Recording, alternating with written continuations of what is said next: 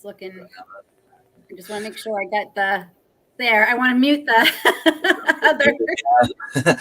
Well, that's why I like to have that 1 minute introduction because I have it open there, Yeah. so I can see the comments coming a little bit faster, and I can put it on mute as soon as I start. Yeah.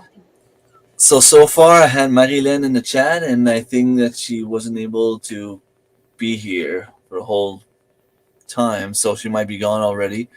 It says that I have 8 people watching. If you're there, don't hesitate to say hi. Lynn, you want to present yourself? Yeah. My name is Lynn. Lynn Guitar. Yes, that really is my last name.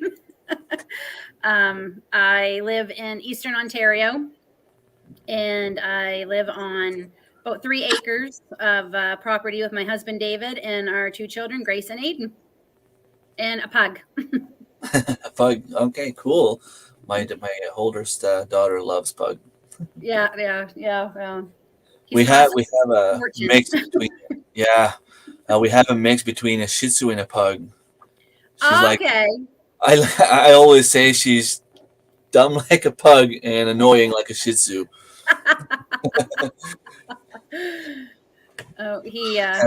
We have Maurice and Tiana. Oh, hi. They're subscribers of mine, but they're the people we get our cow from. Cool. Right on. Yeah. Thank you for being here, guys. People are probably going to join in the next few minutes. Yeah. And I just want to say, Tiana, that she brought me, I made her a mug, and she brought me a thank you gift. She brought me fresh cream from her cows, and it was amazing. Like, it tastes so much better. Nice. Like fresh. I've never had fresh before like that. So it's really good. Cool. I wish I could try it out at some point. It's not good though, because it really makes me want to get that cow. You want to get cows now. Yeah. So I'd love to have like a mini Jersey, because they're not real big, but you can get a good amount of milk out of them. So yeah. I've never had goat milk. I wonder if it's similar somehow, or David grew up on goat's milk, and he told me that as long as you drank it fairly quick, fresh, you couldn't tell the difference. But if it was a day or 2 old, he said you'd start noticing a different taste. I don't know. I've never had goat's milk either. So the ironic thing is goat's milk is actually better for us. Yeah. Yeah. So just a little side story. Before I went live, I was talking with Lynn while she was asking me for the link to the stream, and I'm like, okay, let me just go change up, and I'll be right back. Went in my bedroom, and the doorknob broke, so I was stuck in my bedroom. I didn't I could have always just go through the door. I mean, they're cheap doors, but you don't want to break the doors, right? And I was just hoping to be able to do it on time. I had a pair of scissors, and I was able to untie the screws and take them out. And here I am. All right. So the reason I wanted to have you here is because you have an inspiring story to tell. Now, just don't try to make me cry. Yeah, well, I know. I'm going to try not. Sometimes I get emotional, sometimes certain parts of it. So I'll do my best. Yeah, it's all good. Go ahead and say what you have to say. And I am a 4-time cancer survivor. Never in a million years thought I'd be saying I was a cancer survivor, much less 4 times. That's the thing. Nobody thinks it's going to be you, right? When they tell you. The summer of 2011, late spring, early summer of 2011, I started having some symptoms. I had this terrible itch. Like, if I could have ripped out my fingernails and scratched under there, I would have. It wouldn't go away. And I went to the doctor, and she, said, geez, I think maybe you're having allergies or, some kind of thing. So she gave me some medicine. It didn't really work. I hoped it. I kind of wanted it to work, but it really didn't work. And months went on. She sent me to specialists, dermatologists. Like I saw so many specialists. And it was just getting worse. It got to the point where David would put ice in the bathtub for me. And I would get in there and lay as long as I could to numb me. So I'd get about 5-10 minutes of relief from the itch. Wow. I wasn't sleeping. I literally would sleep 15 minutes a night and then wake up because nothing was taking the itch away. No medicines, no creams, no nothing. I actually have scars on my body from the scratching. Then I even had surgery June of 2012. And still, and the doctor saw my, like, I don't know what, the only way I can call it, that she saw my wounds. I had like oozy wounds that were, I went through, we must have spent a fortune on polysporin because David would slather me with polysporin and then wrap me all up in ace bandages. Like I looked like the mummy. And I even had surgery and everything. And she sent me to a specialist because it wasn't going away when I went back to my follow-up from my surgery. That doctor said everything I was going through was all in my head, which kind of David just about went over the table at him and choked him because David's like, I know this woman. This is not all in her head. She's been dealing with this for almost 18 months. Something's wrong. July, I couldn't breathe. I was struggling to breathe. I would try and and I'm like, I said, I can't breathe. So I went to the family doctor and she was doing a physical and she's like, yeah, something's wrong with your lungs. And then she felt under my arm. She says, Lynn, when did you get that lump under your arm? I'm like, what lump under my arm? And she's like, okay, that answers that question. She sent me immediately to the ER for x-rays. And we'd been there for hours. And I finally told David and the kids, leave. I'll call you when it's time to come get me. He had just left when the doctor came in and he's looking around. He says, are you by yourself? I'm like, yeah, I had my husband take the kids home because this is, we had no one to leave the kids with. We're a military family. So if we don't have family, we could leave the kids with. And he looked at me and he says, I'm sorry, but I have to tell you, I think you have cancer. And I looked at him. I said, what the heck are you talking about? He says, I think you have a form of lymphoma. And he said, your lung is filled with fluid. And that's why you have a lump under your arm. He said, I want you to follow up with an oncologist. So that just, I never in a million years thought I'd say it. I was 38 at the time, 37. And I have 2 young children. They both were under the age of 9 at that point. And I couldn't imagine leaving them. And I said to him, I said, I don't have cancer. I have this itch. And of course, I find out that is one of the first symptoms of Hodgkin's lymphoma cancer, the kind that I had. It's one of the very first symptoms. The fact that 5 specialists did not know that blows my mind. Yeah. Yeah. So over the it took me about 6 weeks to see the oncologist. So in that time, I had my lung drained 5 times in 6 weeks because I could not breathe. I literally thought I was going to die. I could not breathe. And I was filled with fluid, and they would drain anywhere from 4 to 6 liters of fluid off my lung every time I went. Wow. And yeah.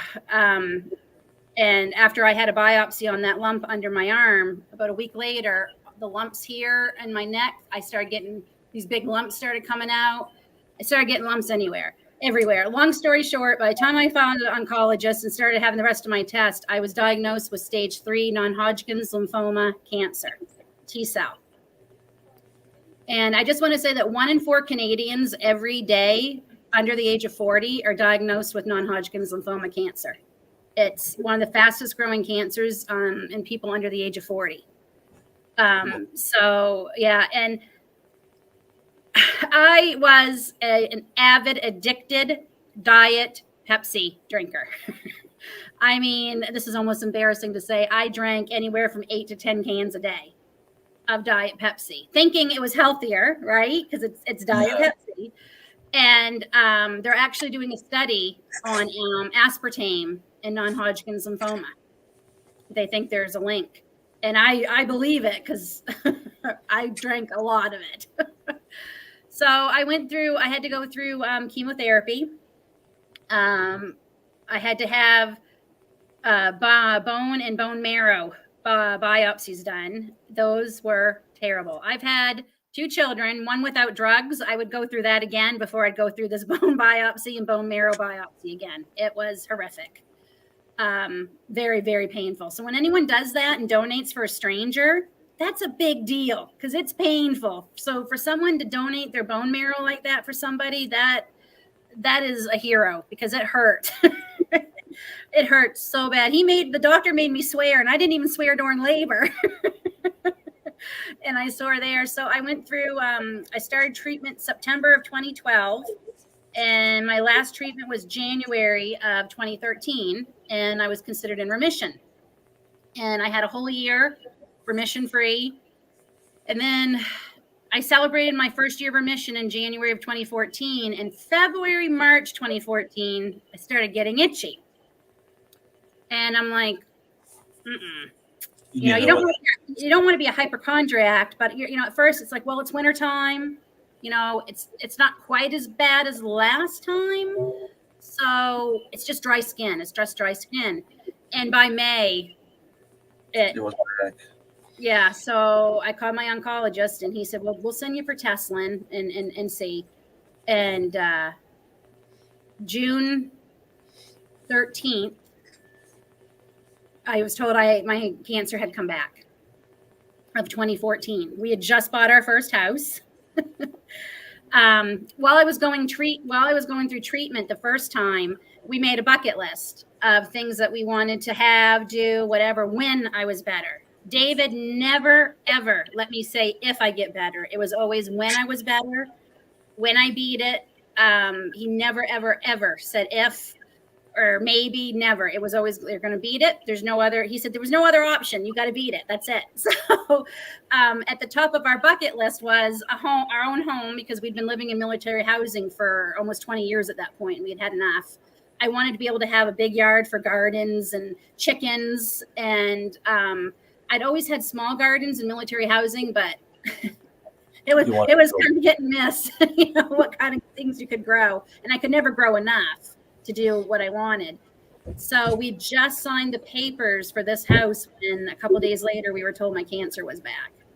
So what's amazing is in the 14 months between first and second time, they had a whole new protocol of how they treat this kind of cancer I have. That's how much science, you know, how much research, had involved. And the funny thing about my cancer is less than 10% of people who get non-Hodgkin's lymphoma get the one I have. My oncologist here had never seen it, and he's been a doctor almost 30 years. The second doctor I saw the second time, he'd only had one case before, and he'd been a doctor for over 40 years. And like, that just blows my mind. The fact that I even got cancer and then I get one that's so rare, hardly anyone has seen it. So the second time, they said, we treat it differently this time. This time you go for stem cells. You're going to get a stem cell transplant. And I had to have a bone marrow and bone biopsy done again because they wanted to make sure that the cancer hadn't spread to my stem cells in my bone marrow. And it hadn't, thank God. By the time I was second time, it was only the second phase of cancer. So I was able to have my own stem cells. But because our medical system here is so overcrowded, I couldn't get in right away. So from June to September, I had to go through chemotherapy every 2 weeks to keep me in remission till I could get the stem cells in September. So that was not a fun summer. I hardly was able to do anything I planned with our new house. I had a lot of reactions to a lot of the medications. A lot of the side effects I'd never seen before. So I'm in medical books now because they'd never seen the side effects before. It was rough. I won't go into everything, but it was not a fun time. And I had to go to Kingston Hospital in September on David's birthday, September 10th, 2014. And they admitted me. And I got 3 days of intense chemotherapy, like really bad. Because they basically wipe you out. They take everything out of you because they don't want you to have any stem cells left in you, nothing. Oh, I forgot. They have to do this surgery. They have to do this procedure first. I had to go and get this thing cut in my neck, and this big tube came out, and that's how they took the stem cells out. And it looked like caviar. It looked like red caviar, and it looked like maybe a quarter cup. Like that's all that was in the big bag. And I said to her, I said, "That's it." And she's like, "Do you know how many are probably in this?" And I'm like, "No." She's like, "Well, I'll tell you this way." She goes, "When people come in, because they put you on medication to make your body make more stem cells, that's not fun either. I had a very rough time with that medication." They like to get 3 billion. They got over 9 billion stem cells out of me. So the nurses called me the stem cell queen while I was there. So they did that. So on the 4th day, I have chemo for 3 days. On the 4th day, they gave me all my stem cells back. And I waited and I waited and I waited. And it was hard because I'd never been away from my children before like that, ever. And I missed them. I was, Kingston's about an hour drive from here. And my husband was still working. My mother had come both times, and she was here taking care of our kids because they had started a new school. And I honestly didn't think I was going to make it at one point. And sorry. That's okay. I wrote letters to my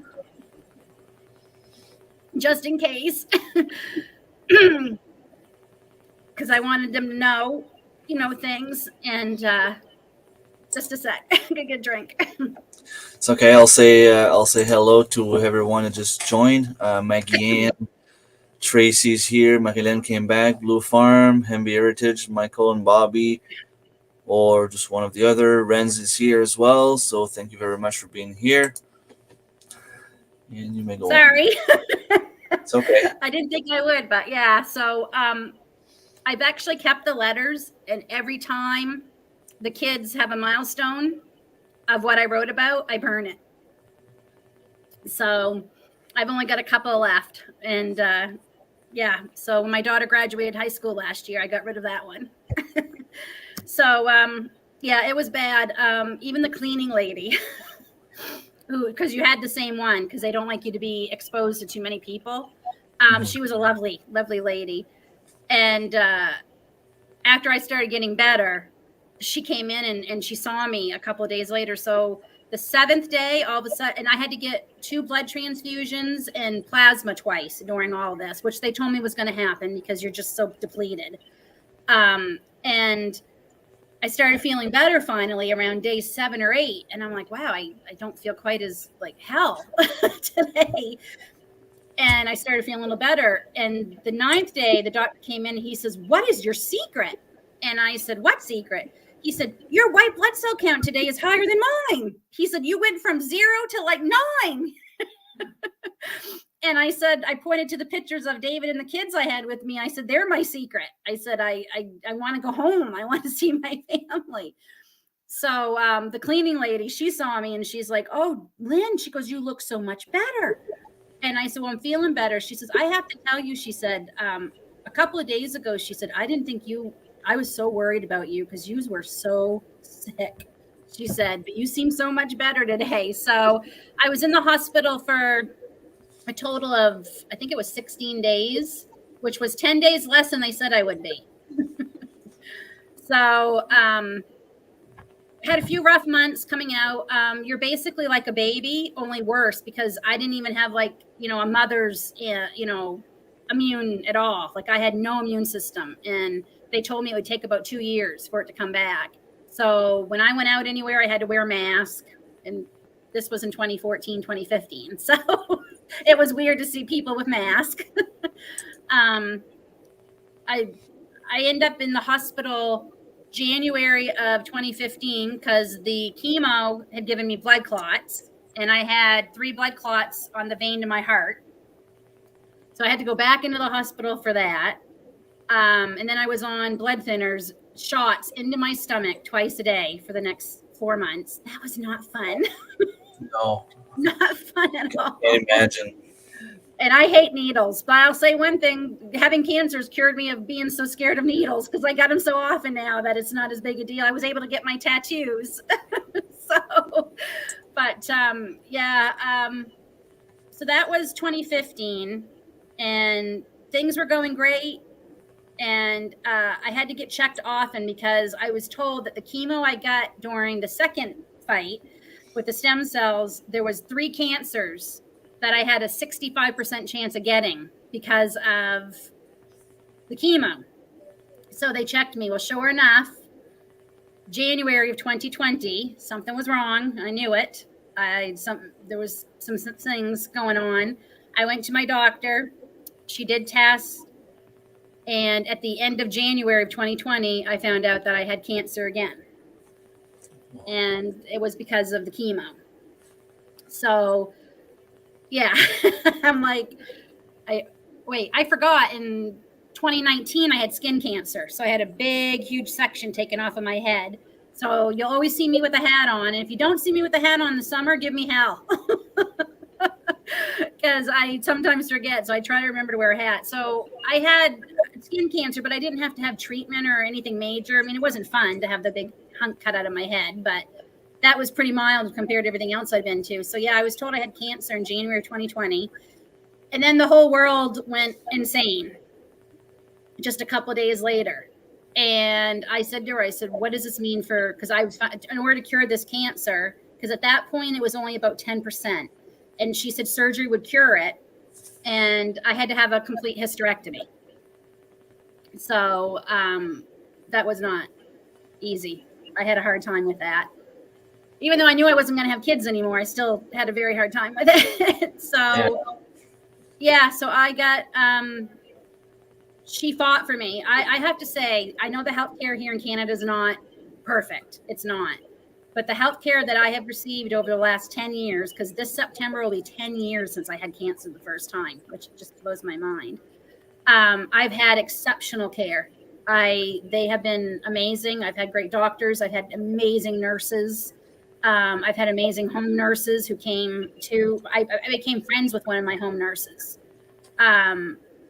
It's not perfect, but we're very fortunate. I was very fortunate. I had very good care. And April of 2020, I had that surgery, and I found out in May I was cancer-free. And if they had postponed it, because there was a group of doctors who would meet every Monday to decide, okay, who needs surgery, who can wait because of COVID, because they were limited to what they could do. And they were trying to say, I could wait. And my doctor's like, this woman has had cancer how many times now? She cannot wait. She needs to have this done now. So she fought for me. She said if they had pushed me off to August like they wanted, by the time it was 4% in January, by the time she did the surgery in April, it had already grown 10%. And she said, if we had waited to August, it would have been a totally different ballgame. I would have had to have surgery and chemo and radiation again. Because anything over 10% with that kind of cancer I had, that you have to have treatment. So thank God she fought for me, because I just can't imagine going through chemo and all that again. So yeah. So I kind of we gravitated to homesteading because of my cancer. That certainly was a big part of it, because it's nothing like cancer to make you realize what you really want in life and what's important. And we realized what we wanted was a place in the country where we could, the kids could run and play and do all the things, and I could have my garden. And I don't think David ever imagined the garden getting this big, but I did. Well, Jay enjoys doing all the work now. I'm sure he's happy to do all that for you. Just going to take a second to say hi to everyone that just came in. Mike and Angie, Melissa from Little House in the Big Woods.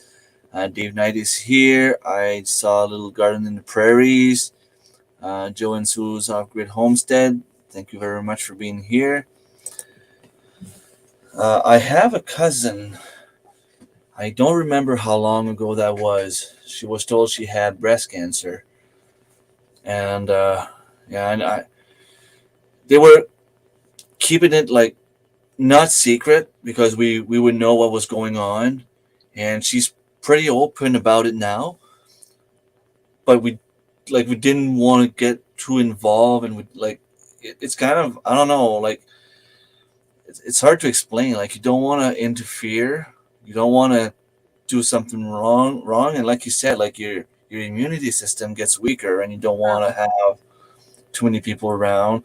Yeah. So it was for a while, like we thought we were gonna lose her, and like she's still here and she's still fighting. And Thank to God. me, someone surviving cancer 4 times, like you're a hero. I'm not. I'm not. Somebody else said that, and they said, "Oh, Lynn, you're so strong." I said, "Well, when it's your only choice, like what's my choice? I either don't fight and try and beat it, or I give up, and that just wasn't a choice for me." I will say that my husband was amazing. I could not have gone through this without him. I'm gonna get a little emotional. I'm gonna try. When I lost my hair the first time, I knew they had told me this red medicine they give you. And people don't realize, I'm just gonna give chemo. Like, you think you go in, chemo is like one medicine. That's not it. Everybody has, like, every cancer gets treated differently, and it even gets treated differently than it did even I just celebrated 8 years remission with the second time with non-Hodgkin's lymphoma. But the first time I had 3 medications plus oral that I would take for 3 days when I came home. And then the second time I had 4 medications every 2 weeks plus oral medications I took almost daily. I had no clue. Like, I didn't know that. I didn't know there was so many medications. And I'd be there all day. We'd be there from 9 in the morning until 4 o'clock because it would take all day to get it. And I'd see some people without anybody with them. And thank God for the volunteers who come in and sit with them and stuff, because it's boring, but just knowing someone's there with you. So the first time they told me, usually by day 14, you lose your hair. Well, day 14 came and went. Day 15 came and went. Day 16 came and went. So by day 18, I'm like, okay, maybe I'm going to be one of the lucky ones and I'm not going to lose my hair. Day 20, I was in the shower. And I went like this to wash my hair, and I went like this, and there was tons of hair in my hands. I lost it. I started screaming for David, for my mother, whoever. Thank God the kids weren't home. Or they were in bed maybe. And I was crying, and he came, and I was literally sitting on the bottom of the tub crying. He's like, "What's wrong? What's wrong?" And I said, my hair. And it was all going down the drain. I didn't think it would hit me that bad. I really didn't. I knew it was cancer. I was going to go bald. But it hit me. And thank you, Tracy. It hit me. And I just started crying. And David kept saying, he goes, what is it really? What is it really? And I said, "You're not going to find me attractive if I'm bald." And he looked at me, and I'll never forget this. He kissed me on my bald head and told me I was beautiful. And I'll never forget that. So the next morning, the kids got up before me, and I yelled down. I said, "Hey, Grace, Aiden, Mommy lost all her hair last night while you were sleeping," because we'd talked to them. We were very open about everything I was going through and what might happen. And I came down, and I had a scarf on my head. And she goes, "Mommy, why do you have the scarf?" And I said, "Well, honey, I don't want to scare you guys. I didn't know if you'd be scared seeing Mommy bald." And this little girl who was, how old was Grace? So she's 18. She was 8 at the time. She comes over, hugs me, and she says, "Mommy, you're still our mommy, whether you have hair or not." So Aiden was a little nervous for about 2 days. And on the second day, he came over. He goes, "Mommy, can I feel your head?" I'm like, "Yeah." So I took the scarf off, and he felt it. He said, "It feels kind of warm and soft." He said, because I think he thought it was going to be prickly like David, because being in the military, David shaved his head, right? And there was no hair. And that was it. So they took it pretty hard, but I was shocked at how hard I took that. I didn't expect it to hit me. And what it really was is I finally realized, holy crap, I have cancer. Like, that's what it was. I finally realized I had cancer. And by the way, 1 chemo treatment and my itch was gone. Wow, that fast? a year and a half, I'll never forget. And they told me, my nurses, they said, after one treatment, Lynn, you're going to feel better. Your itch will be gone. And I didn't believe them. Like in my head, I'm rolling my eyes at them because at this point, I dealt with this for 18 months. And we'd been home for probably about 6 hours. And I was sitting on my couch and I started to cry, which freaked out my mother and my husband. They're like, what's wrong? What's wrong? And I'm like, I just realized I haven't been itchy for like 5 hours. And I just started sobbing. So when I saw my nurses again a week later, I went in and I said, I owe you all an apology. They go, why? I said, I thought you were full of crap. So yeah, I was really shocked at how quick. And I remember one nurse saying to me, she goes, how are you not in an institution, like institutionalized? She said, you've been running on 15 minutes of sleep a night for almost a year and a half. How are you not? I said, I don't know how. I mean, I hallucinated and everything. Like I would see things that weren't there because I was so sleep deprived. I don't know how I didn't wind up either. I don't know, but what did I do to help my body recover? Oh, rest. Oh, that was the hardest thing for me because chemo tired is a totally different tired. You just literally, you can't even, yeah, I know. Because when you get cancer, the whole family goes through it. Yeah, I mean, I was going through the meds and I actually had it, but the whole family goes through it. And I didn't even know until a year later. I had a PICC line the first time in my arm. That's where they gave me my medicine. The second time I had a PICC line and a portacath in my chest. But the first time, and Aiden thought my cancer was in my arm because of that. And he said to me, he goes, Mommy, he said, I just want to go in your arm and kick that cancer out of there. And I said, what do you mean, honey? And he said, well, you got cancer in your arm. I said, no, honey, it's not in my arm. But he thought it was. And the Terry Fox run, when he was in kindergarten, and it was the first time he'd been subjected to the Terry Fox run at school. He came home from school pretty upset because he thought I was going to lose my leg like Terry did. Oh no. So, yeah. Kids, right? Like you must have been like, do they still talk about it? Like, did it like mark them somehow? Like, are they? I mean, we'll talk like I said today, like I said, can you guys believe it'll be 10 years this September, a decade since Mom got diagnosed with cancer the first time. And they were like, really? It's been 10 years? And I'm like, yeah. But we talk about it a little bit, but we talk about, because chemo's left me with some issues. I have neuropathy from the chemo. I got Meniere's disease because the chemo destroyed my inner ear. And for anyone who doesn't know, I'm probably saying it wrong because I always do. Is it Meniere's or Meniere's? Meniere's? Meniere's. I think it's Meniere's. Yeah.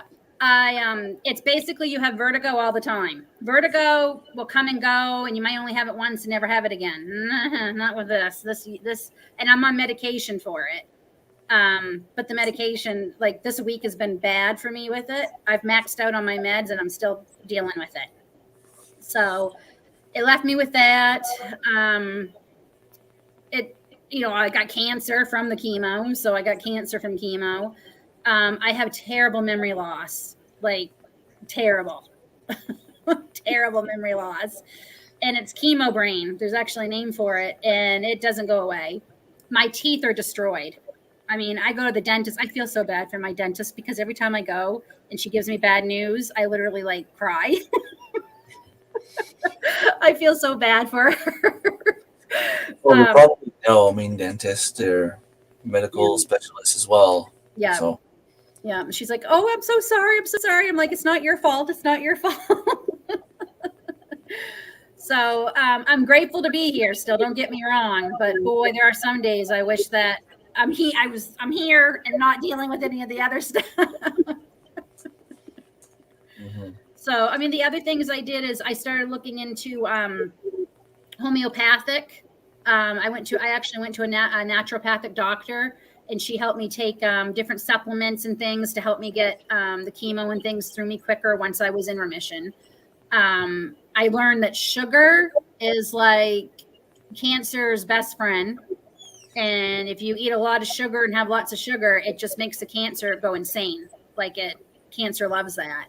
So I'm not perfect. The first year afterwards, I was like, I wouldn't hardly eat anything, like without reading a label, without making sure there was no corn syrup and all that. And I drove myself crazy. And I finally realized I have to still live. Like you have to live, but I just make sure that I'm not perfect, but I'm better than I used to be. So, and I just started educating myself. Another reason we wanted to homestead, because I wanted to be able to grow, my own organic fruits and vegetables and have organic eggs and, things like that. So we knew what we were eating. But it's expensive to eat organically here in Canada. Yes. So okay, so you find out that you have cancer for the fourth time. Did you feel different the last time than you did the first? Like when you hear you have cancer the first time, there's probably a bunch of things going through your head. Like, is it gonna be my last year here? Mm-hmm. And then you said that you never really thought about giving up. Like for you, it was just okay. I have kids. I have a husband that's there for me. I want to fight. I want to stay here. But I'm guessing like after the fourth time, you must be like exhausted about everything going on, and you must be wondering like, why me?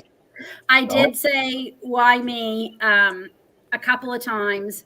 And then David very wisely said, I would say, man, I must have done something really bad. Like I must have done something really, really bad in life because to have this happen fourth time. And David said, Lynn, what about babies who get cancer? What did they do? Nothing. They didn't do anything, right? So the fourth time, I was surprised, but I wasn't, because I kind of knew I was in borrowed time by the time the fifth year had come and gone, because I knew I had a 65% chance of getting 3 or 4 different cancers from the chemo they gave me. 65, like that's a very, it's pretty much a guarantee as far as I'm concerned, 65%. So I wasn't surprised necessarily. I did get a little teary-eyed in the doctor's office, and I remember grabbing David's hand, and the only thing I said to her, I said, like, is it going to kill me? Like, is this the one? Like, is this it? And she's like, no, no, no. She said, this is completely curable. It does require surgery. And I did say to her, I said, do I really got to get it? Because I did not want to get it. And she's like, well, if you want to live, yeah. So I don't know. I kind of felt a little numb, I guess, a bit, because I mean, it was the fourth time, and I don't want to say it was no big deal, but at that point, like I said, it just felt like I've just been waiting for one of the doctors to say something. Come back, Yeah. I still was angry. I mean, I still, yelled and screamed in my head, and started doing the whole, what did I do? Like, what have I, am I such a horrible person that I keep getting this? But honestly, by the fourth time, I really hope the fourth time was it. I really hope. I am a huge, I just want to tell, like, if men and women, man, if you feel like something is off with your body, it probably is, because you're walking around with this darn body all day. Nobody knows it better than you. Mm-hmm. And my oncologist, Dr. Levesque, who treated me for the non-Hodgkin's, the second time he told me, he said, I wish all my patients were as proactive with their health as you are. Because he said, like, you knew something was off, and we got you in here, and it's not as far along as it was the first time. So yeah, people didn't, I had I had that one specialist who told me it was all in my head, and my family doctor sent him a letter with my diagnosis and told him that she thought it was time he retired. Yeah, well, I don't even know what to say. Like, you must be, I don't know, like, you go see the doctors, and most of the time that's what they tell you. And I have one of my ex coworkers. I think her daughter's 12 or 13 years old now. And when she was a baby, she was crying and crying and crying, and she was 6 7 months, I think, and she wasn't breathing normally, and she went to the emerge. She went to see a doctor, and she didn't like that specific doctors because I mean we work in a hospital, we see things, and she Right. didn't trust that doctor from the start. So the doctor gave her, um, puffers, I think, or something like that. The doctor was just like, okay, well, she has a pneumonia or something like that. We'll treat her for that, and the baby's gonna be all right. And she didn't believe it, just like you said. She didn't trust that because for some reason she felt it was something worse. Yep. So she went to another hospital to see another doctor, and turned out that she had one of her rib, um, bone was like a, how can I say that, it wasn't, Malformed. yeah, it was malformed, and it was pushing on her heart. Oh my So she had gosh. to be brought to Quebec or Montreal, I think, I don't remember where, to get like an open heart surgery, like Oh my ASAP. gosh. And since then, like, she was always worried that something was going to happen, like Hmm. whenever the kid was struggling to breathe for a cough or a cold, Yep. something like that. But it just shows that you believe something's wrong. You got to make them listen. I mean, And and it was a 2 hour drive home from that doctor because he was quite a ways away. And I remember looking at David. We were driving on the 401, and I said, maybe I am crazy. Maybe this is all in my head because none of the medications they're giving me is doing anything. And he's like, Lynn, I know you're not. It's not in your head. He says, I see what you're going through. You're not crazy. There's something, And I will say, one doctor thought it could be an infection. When they first told me, they said because your lymph nodes obviously are going to get affected. So we had a little bit of hope that first time because, like I said, it can't be cancer. Cancer doesn't have cancer happens to everybody else. It doesn't happen to me. It happens to everybody else.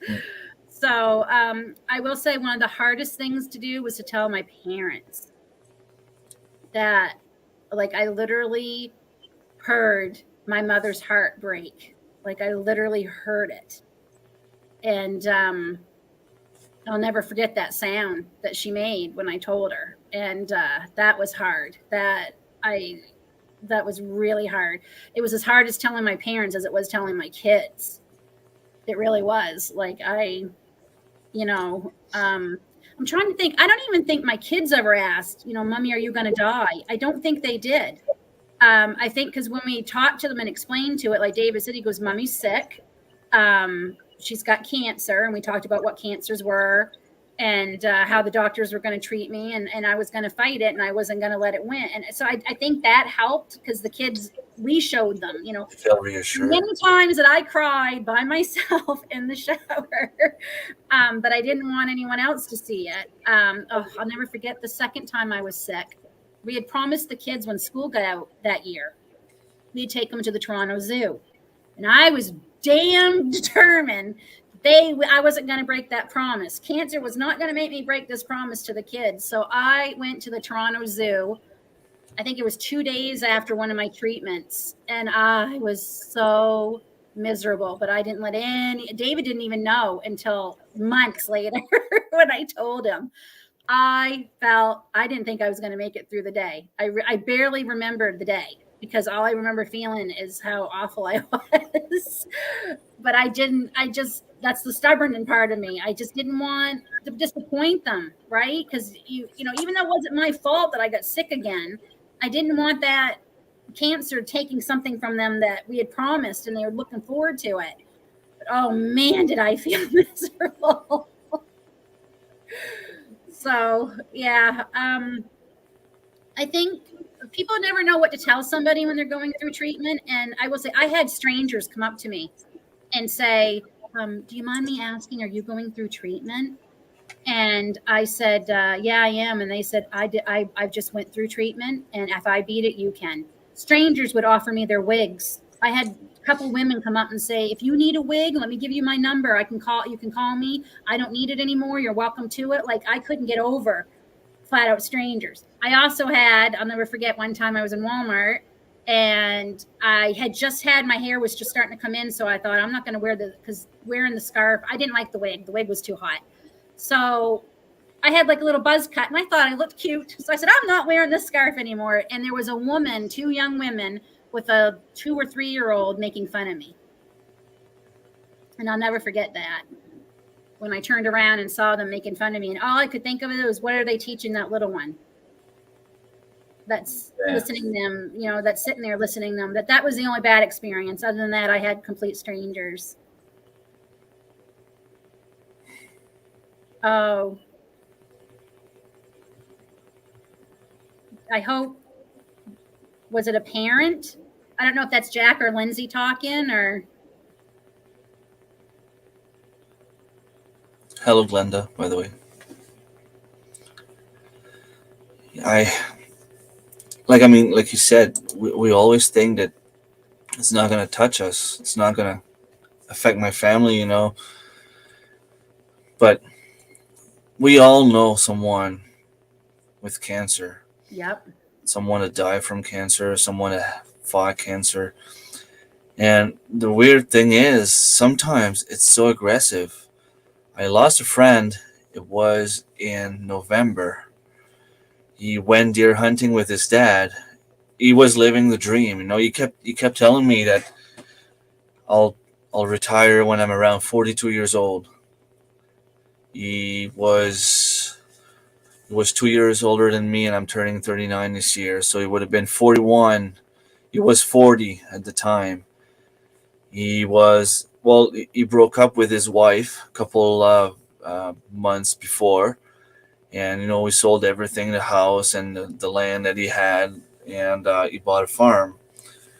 And his plan was because he was a programmer, a computer programmer, and he was pretty good at it, and he was making a lot of money, I guess. So he was, paying all the debts and everything. And when they sold the house, they had the half that he had was able to pretty much pay for the farm.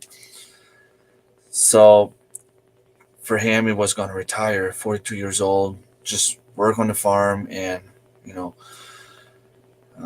and then he went deer hunting with his dad in last October.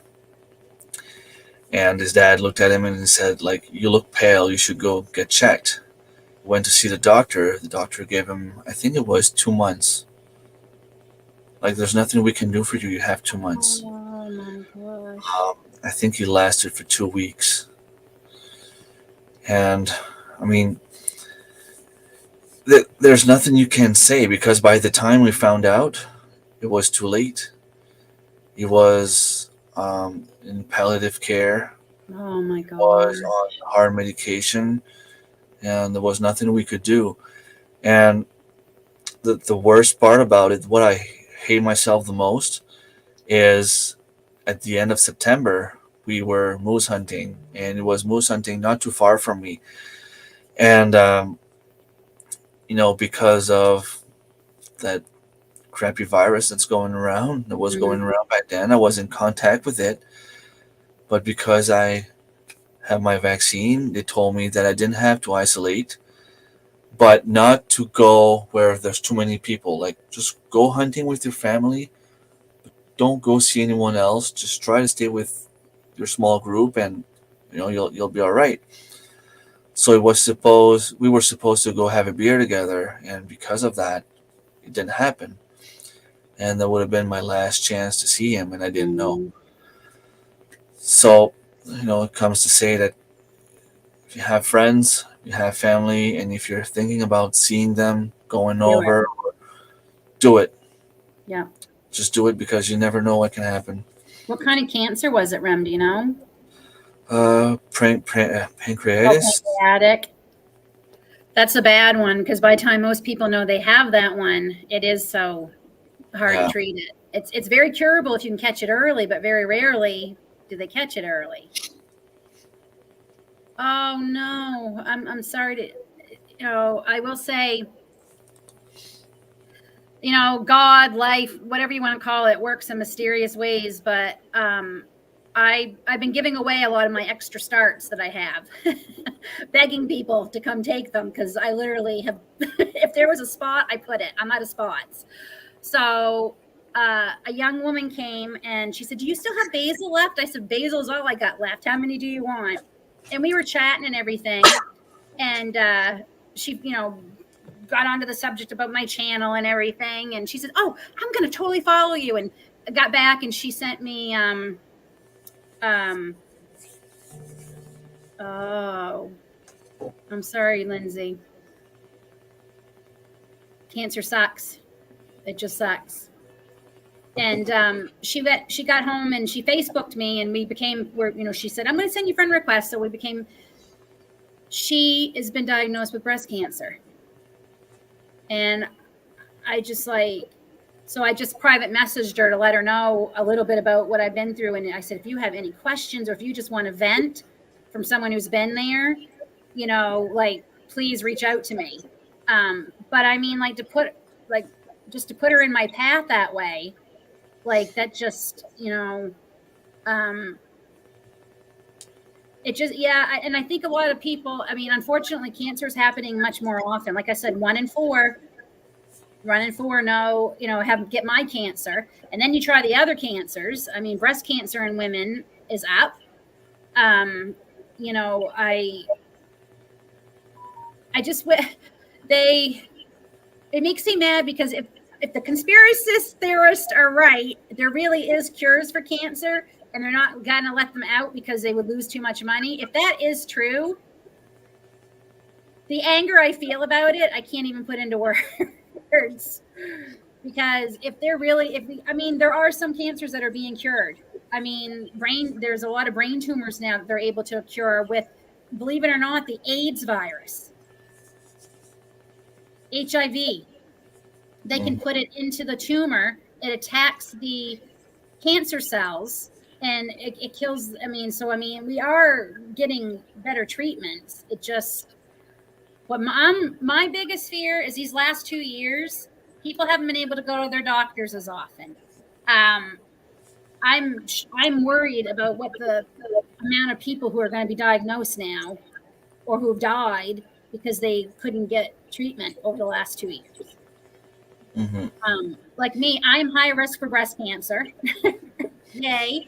So I have to go get those wonderful mammograms. I was supposed to get it in January. I can't get it till September. And I'm high risk. So imagine someone that's considered no risk or, less risk. They probably won't get seen this year. So yeah, that's what I'm really afraid to hear. Just a quick hi to all the newcomers. BB, Kern, Solon, Homestead. I never know how to say it. I'm still waiting for that video of you saying it. Kitchen Garden Therapy and Glenda. I think I said hi already. Grace, I'm glad to hear that. And by the way, I love Grace is in your name. That's my daughter's name. It's Grace. But that's why when I hate to sound so corny, but that's why being in my garden and growing not just the food, but the flowers, it is so in here. It just does. It helps. I just, I appreciate. That's why I got a ground cherry today growing. And that's why the whole neighborhood knew. Because I got ground cherries for the first time ever. So, yeah, okay. Shout out to you a few minutes ago. Yeah, how do you say that? BB Kernsollen? BB Kernsollen? I guess we'll have to watch the video to figure it out. Yeah, I guess we will. And I just want people, a lot of people are like, well, we didn't know whether to talk to you or whatever.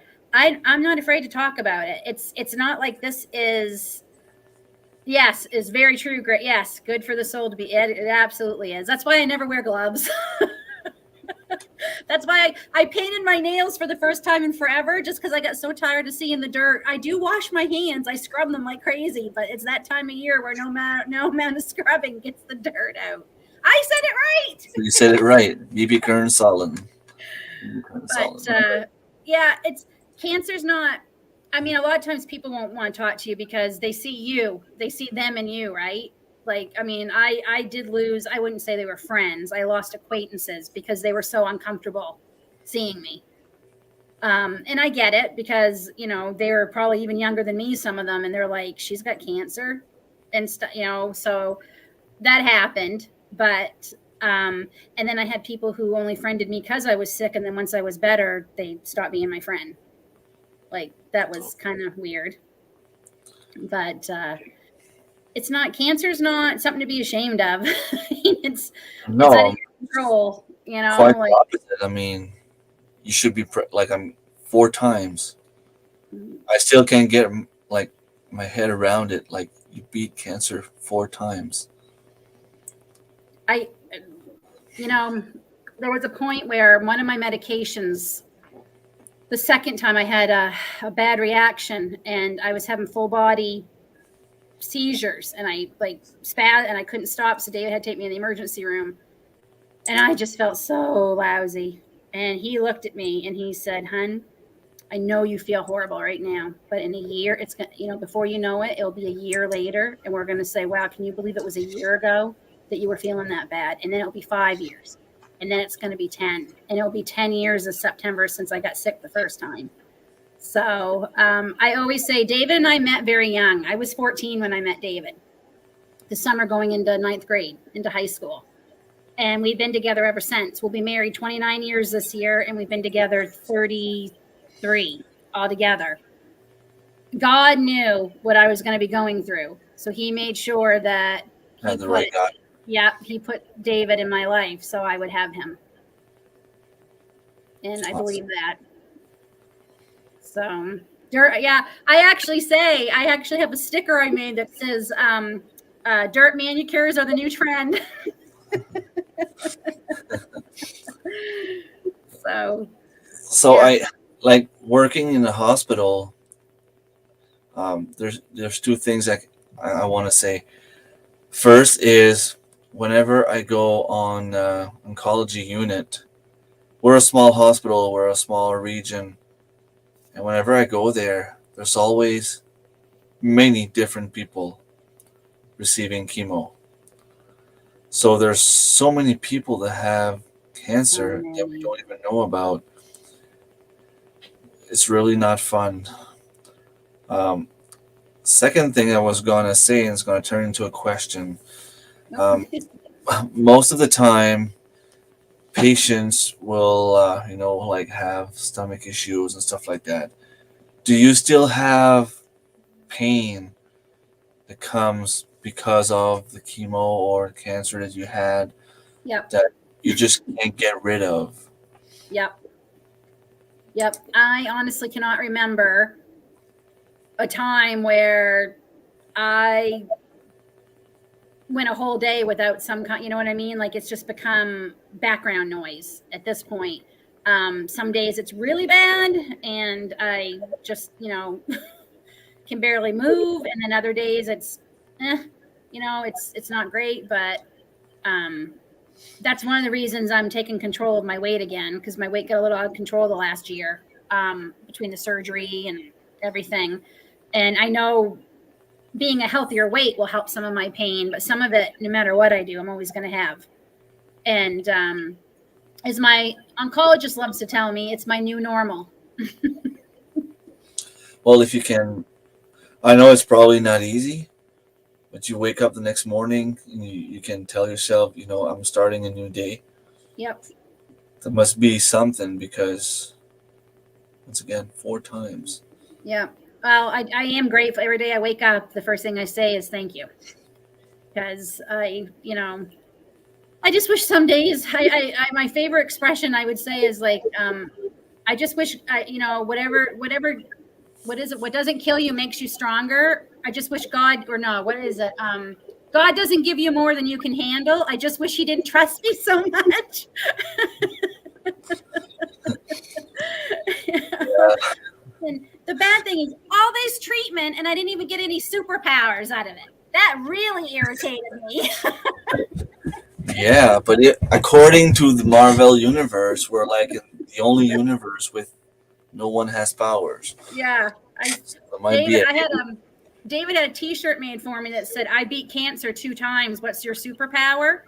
And I don't wear it anymore. And part of me is a little superstitious because he made it for me. And then, of course, I've had cancer 2 more times since then. So, and the other one is, what doesn't kill you makes you stronger. And I said, well, geez, I should be able to bench press a Mack truck now.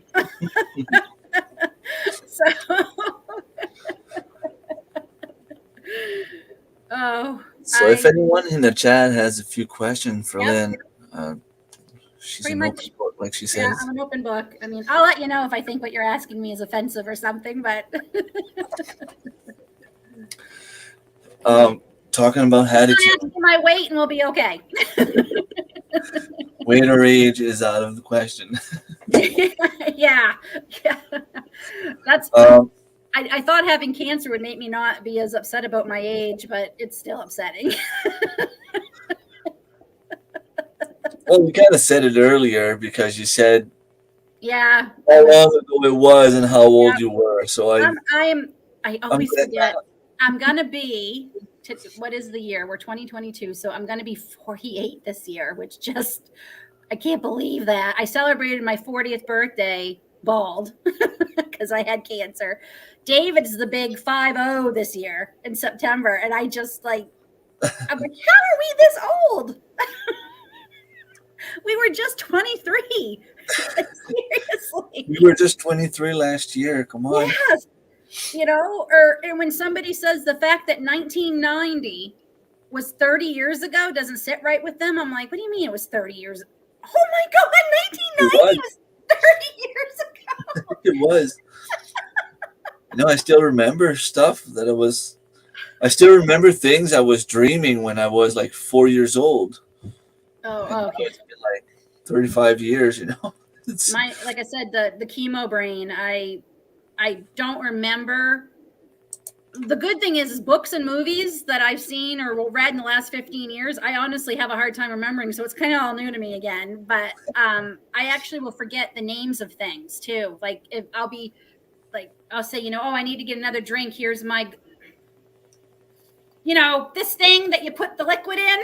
Like I'll forget it's called a glass. So, thank you, Mary Lynn. You're so sweet. I see everything there. See, now they're gone. Oh, that's young. So you'll be 32. I met my husband in 1989. So. 1990. I was 7 years old. Oh, be quiet. I turned 15 in 1990. Oh my gosh. Well, it's when I think about when I graduated from school, I mean, all my kids were not born yet. I tell them you talk to them and they're like, my oldest is graduating this year. So makes me feel old. Oh, and you think about how, like my kids, they don't know a world without the internet. They don't know it. They don't know a world without the internet. They don't know the world without a cell phone. Like they don't, and what were we doing? Oh,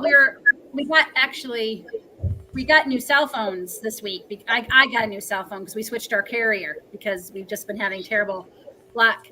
And we were at the place and something came up and I said, oh, I didn't know Mr. T was in the military. And Aiden looks at me and goes, who the heck is Mr. T? And I said, who is Mr. T? Did you watch Rocky? The Rocky? Yeah, so I said, you watched Rocky with Dad. I said, remember? Yeah, and he's like, oh, yeah, he's Mr. T. I said, yeah, that's Mr. T. And I mean, I wanted to go through the floor. Because he didn't know who Mr. T. He knows who AC/DC is, but he didn't know who Mr. T was. Yeah, same here. The kids will be like, what kind of TV show is that? And then they'll put on some music and they're like, okay, that's the music I used to listen to. Yeah. Well, I mean, that's why he knows it. Like Queen, Aiden likes, he used to listen to Queen all the time because we listened to Queen. So. Now he listens to. That was one thing I forgot to talk about in the Tourette's. How a lot of Tourette's kids are very drawn to music, but they're drawn to the music with the beats, like techno. Is that what it's called? I don't know what the heck Yeah. it's called. And it's very common with them, and he loves that stuff. And I don't know how he listens to it. And then that makes me feel old because then I sound like my father, who, when I was listening to Def Leppard and Motley Crue and Van Halen in my room, and he said how, he'd say, "What kind of music is that? That's not music." So now I'm my father. I was 25 when I was born. Gosh, if David was 25 years older than me, he'd be really retired. Had a pedal-driven Knight Rider. Right. car. Oh, Knight Rider. Like That was my husband's. That was like my husband's favorite show. He loved Knight Rider. Loved it. When Kit came to St. Stephen, New Brunswick that time, the Kit car came. It was like the biggest deal. You were talking about how the kids now are living with the internet. I remember coming home after school. It wasn't 1995 or 96. Like the internet was just started. Just starting. Yeah, and I remember coming home to my parents and I'd be like, "Mom, I was on the internet today and I was looking at documents from Sweden." And then everybody in the class was talking to each other the next day, and they're like, "Okay, I was looking at stuff from Sweden. Well, I did better than you. I was in Russia." And the other one was like, "Well, I was in China." And it's like, like today we watch stuff from all around the world. Mm-hmm. Like it was nothing, Like we're talking with people from all over the world face to face. It's amazing. It's like David, on his first tour when he went to Kosovo. We just got the computer just before he went, so we could email one another at least, right? Because his tours before that, it was like go to the Family Resource Center on base, and they would mail stuff for you, and then you'd have mail sent there from him. So I think it was Kosovo was his first tour, and we had emails. Well, his last tour to Afghanistan, I would actually put the laptop on the kitchen table, and we'd all have supper together, and he would Skype us or FaceTime us, and I'd have him right in the middle of the table, all blown up, and we'd have supper, and he'd help the kids with their homework. And he was in Afghanistan.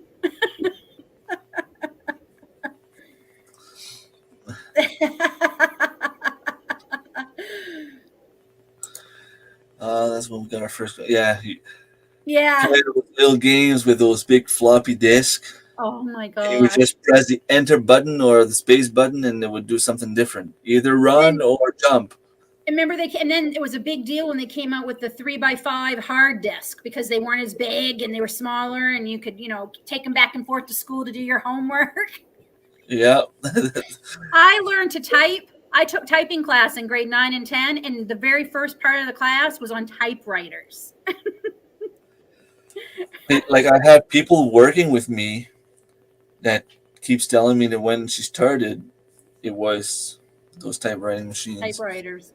Yeah, it was 1990, and the first 3 months she had us learn on the typewriter, and then we got to move into the computer lab to start doing it there. But Dave and I used to laugh because we always used to be the youngest people on the base. When we would go to a base, right? We'd always be the youngest. And at some point, it changed. And David, near the end of his career last year, he was training young people who David had worked with, their parents, years before. So, yeah, that makes you feel old. Yeah. Lord, Skype was a double-edged sword. The kids I used to babysit are now parents themselves. I'm like, how can you be a mother? You're 4. I used to coach kids at soccer, and one of them had a baby like a month ago, and another one is pregnant, and another one has 2 kids, and I'm like, okay, like I'm getting too old for this stuff. I'm just thankful that because I've got friends my age, because they had their children sooner than we did. We waited a while. They're grandparents already. So I'm so thankful that I'm not a grandmother yet. I want to be one someday, just not yet. Yeah, I mean, in theory, we could be, because my oldest is turning 18 in 2 weeks. I hope that she waits a couple more years. But Grace is never gonna. I don't think Grace is ever gonna have kids. no, Just with her social anxiety that she has, and then like honestly, we're the typical parents too. There's no man that's going to be worthy of her. Like I just don't know how she's going to find anybody who deserves her. well, if someone out there is a gardener, maybe. Oh, not her. I asked Grace, I asked the kids the other day this. I said, do you guys think, as you know, when you're older, you'll do the farm thing? And Aiden very quick to say, hell no. He goes, and Grace says, I'll have like house plants, Mom, because I like the house plants and I do like flowers, but Grace doesn't like getting dirty, Remy. She hates it. Like she does not like, and she doesn't like the bugs, and she doesn't like, but yeah. I think Annie and her husband have a bit of an age difference too, don't they?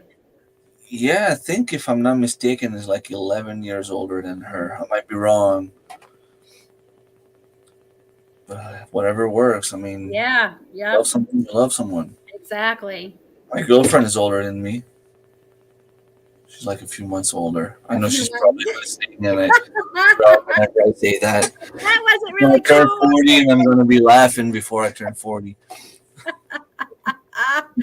So she turns 40 first. Yeah. Yeah, I'm grateful David's a little older because he turns 50 first, so he can. An email from Japan. This is free, and I can talk to family at home. Yep. Yeah. I was the youngest with the kids on my basis. Yeah. They must be military too. Yeah, when she was saying how Skype was a double-edged sword, it was, because there would be times we'd be on with David and the bombs would be hitting the camps and we'd see his screen go like this, and he'd be just a second and he'd have to hit the ground, and those were hard. Oh, someone's gonna have a new grandbaby. That's awesome. Nice. Got married at 17, but definitely don't want my daughters to marry that young. I was 18. Well, you might get lucky because people don't really get married anymore. I don't know how it is in the States, but over here, I think we were checking that out the other day. We were counting with the 40 people working in my department. I think there's only 3 or 4 that are married. I think it's because in the States, because common law here is a lot easier to claim. In the States, you have to live together for 7 years. You have to have proof that you called each other husband, wife in front of, people. And so it's very hard. It's very hard to get common law in the States. Here, you only have to live together. I think it's for 6 months. I think it's 6 months. The military used to be 6 months. Now the military, I think, makes you live together for a year before you can claim common law and go like on insurance and all that stuff. Okay. So older than your boyfriend, almost a year. Oh, see, younger men.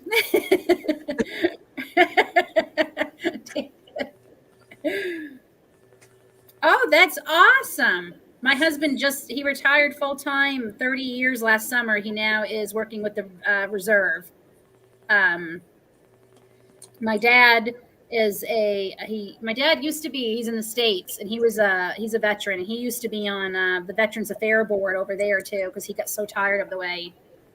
There was a veteran at home who was going to lose his house because he was a lobster fisherman, and he couldn't fish anymore because he lost a leg and an arm in a bomb in Afghanistan. So he couldn't go lobster fisherman, so he couldn't pay his mortgage, and the bank was going to take his house because the military was taking forever to get his pension to him. He'd gone almost a whole year without a paycheck. Wow. And my father found out, and that was just like, this is not right. That's not right. Like, he cannot be leaving, the man can't go to work. So, we've got 3 friends. I have 3 friends who are a caregiver of wounded warriors, and it's rough. Yeah, I guess it can be. It's very rough.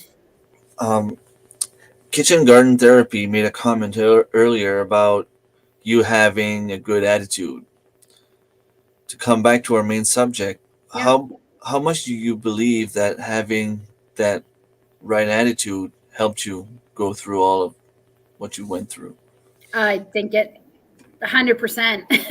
Like, you hear stories all the time about, doctors, oh, they don't have long to live. And, you know, sometimes they don't give credit to the will to live in people, and people, will go on. And they told my grandfather he was going to die any minute, and he lived another 3.5 years, because he wasn't ready. I'm not going to, there were times it was, I didn't have a good attitude. Like, on the days where they were bad, and there were some bad days, I think having the support system is just as important. You have to have that. And, I even joined a support group for people with non-Hodgkin's lymphoma. Because we could vent and cry and, complain all we wanted there to one another. But it definitely, with anything, it's not just cancer. I think if you're going through anything, the attitude helps, definitely. If you're down and sad and depressed all the time, I think it just makes you feel worse, which because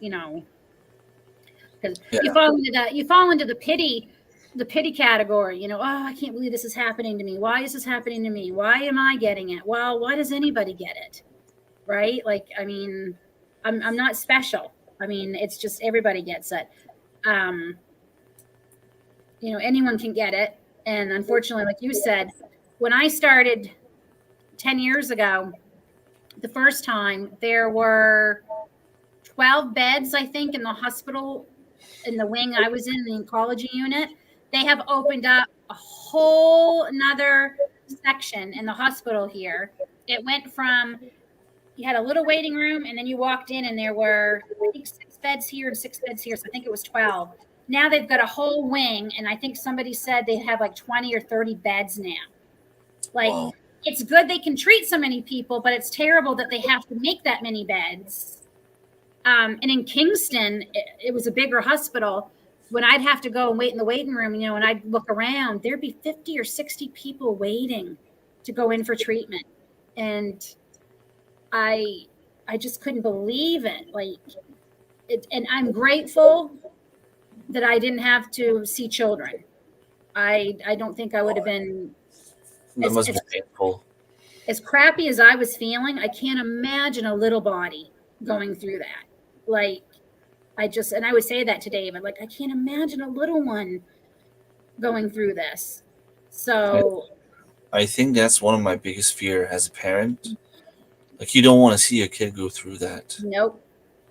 And we went to a little bit of counseling too with the family. The military offered us a couple, so we went. And I said, the only thing that would make this worse is this was one of my children. I said, I can't imagine. And Brenda, the counselor, looked at me and she said, now you know how your mother's feeling. And I was like, oh my gosh.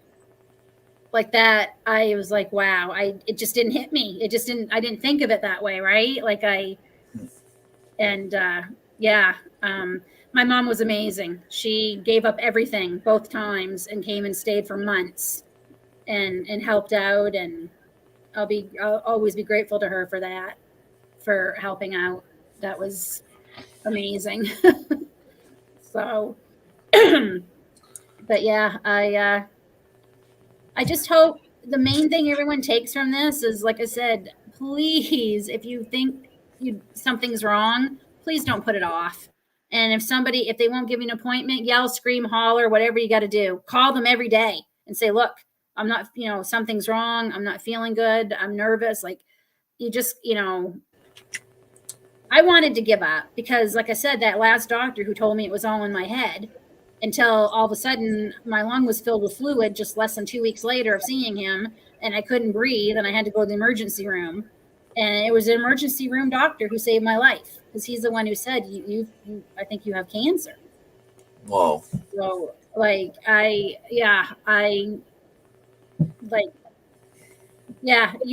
I said, you're the one carrying around this body every day. You know it better than anybody.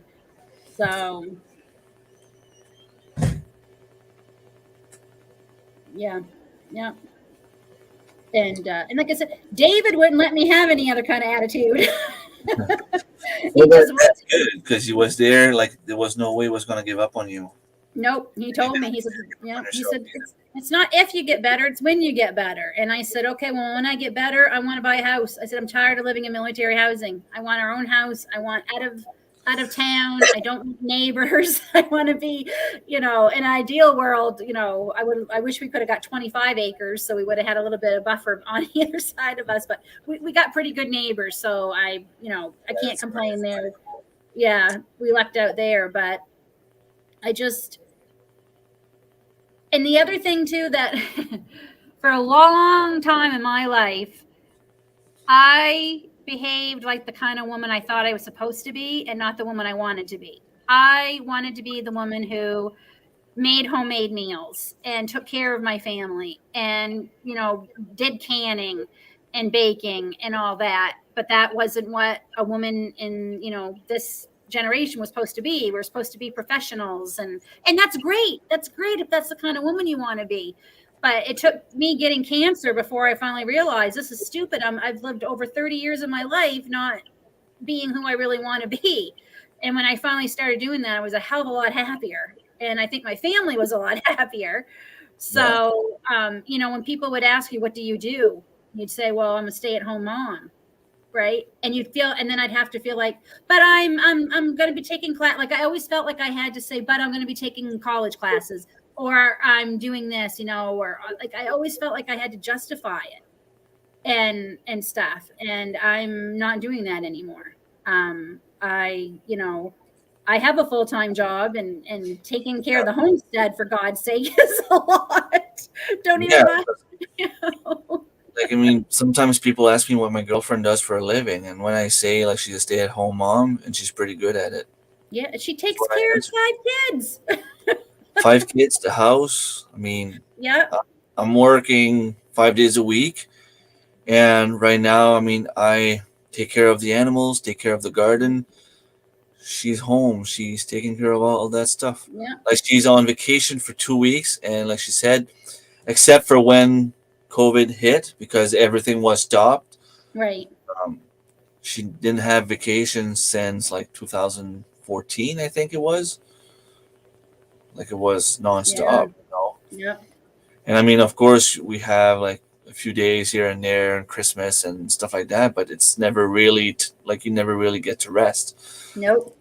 So, like, enjoy, like, try to rest as much as you can, because I mean, there's nothing more important than raising happy, healthy, well-adjusted human beings, right? I mean, these are the people, these are the little people we're sending off into the world, Yep. So I just, So I actually had someone say that to me. Oh, you just eat bonbons and watch soap operas all day, huh? I wanted to punch. I never wanted to punch somebody so much in my life. I don't even ever had a bonbon in my life. I don't even think I know what they are. I wish I could sit, like today, I spent 7 hours canning chicken broth all day, and I've been dehydrating strawberries, and I, put a whole bunch of eggs together to sell, and I made homemade pizza because it's Friday night. So I did the dough, and Grace does the sauce, thank goodness. But I mean, like, I did a lot today, and my body's telling me I did a lot today. Looks like cosmic cultivators are doing a lot too. The fishing thing. Yeah, Robert, if you're still listening, I try to go fishing with my son tonight. The mosquitoes are so bad. Like, seriously, I would slap like 5 mosquitoes from my hands just by slapping like a. They've been bad here last Boom. night. I had 5 mosquitoes dead on my hand, and by the time I would remove my hand, I could see like another 10 just go poof. Wow. It was God. just like I've never seen it. That's why David likes the fall, because it's not too hot and most of the bugs are gone. You know, and you can really enjoy like September and October. Yeah. Yeah. I worked full time. I worked a 44-hour-a-week job, and it was hard. I mean, things were like, it was exhausting, you know, because then I come home and work another 5-6 hours before I went to bed. You know, so, and then you throw in the gardening and stuff in the summer, and I would dream like at like 1-2 o'clock. I'd like, okay, Lynn, you just got 3 more hours and you can go home and you can get in your garden. You know? That's pretty much how I feel all day. Yeah. So I'm very fortunate that you know, there is sacrifices that you give up for, you know, but I think I'm gaining much more reward in the end than what I gave up. So Well, just the food, like the good food, healthy food, it's very, very important. Especially like, you know, you keep saying that you could be having cancer again. It could come back, and I mean, I'm not the one to talk because I used to eat like a chocolate bar, bag of chips, and a Pepsi in the morning for breakfast. Luckily, I was able to get rid of that bad habit. I don't do that anymore. I try not to buy Pepsi as much. Like I'll, you know, once in a while, I'll treat myself, but that's it. I think I haven't eaten chocolate in like a month. I love chocolate. That's like That's one thing my I don't give up. all-time record. Like I don't remember the last time I spent a month. Like I think the longest stretch I went was about a week without eating chocolate, and now it's been a month. No, you know, I love chocolate. So I'm sorry, I'm not giving it up, but I make better choices. And I think that's the thing. When you know better, you do better, right? When you didn't know better, you didn't know better. But once you start knowing better, you do better. We still like to have our ginger ale. Now we do buy the organic ginger ale. And I mean, you know, it's still organic cane sugar. It's still sugar, but we just don't drink it every day. We tend to get it. We didn't even get any tonight, but sometimes we'll get it on Friday nights to have with our pizza. And they're only bottles like this big. They're not even full-size bottles. So, and that's our treat, but we didn't even get it tonight. Like, and you know, it was hard, but I have not had a Diet Pepsi in 10 years because I gave it up after I found out with my cancer. I've not had any kind of Pepsi. I've not had anything like that. So, oh, awesome. Which is nice. Yes, Marilyn. I don't think I bought chocolate since I got back from the conference. I kind of let myself go at the conference, though. I think I had like 10 chocolate bars in the whole weekend. You kind of got sick of it. I didn't buy any since I got back. I'm trying to think. It's actually been a while since I've had like any chocolate, like a chocolate bar or something. I'm trying to think last time I had one. It's been a while. So, but I still like chips a little bit more.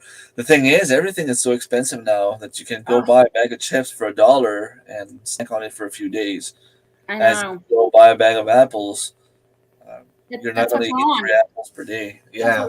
And when Pepsi and Mountain Dew are cheaper than water and milk, and there's something wrong, and they wonder why people are unhealthy. Well, I really believe the majority of people want to eat healthy, but the majority of the people, when they see, okay, I can feed my kids. Yeah, it's not the greatest, but I can feed them for 4 days versus I can only give this to them for 1 day.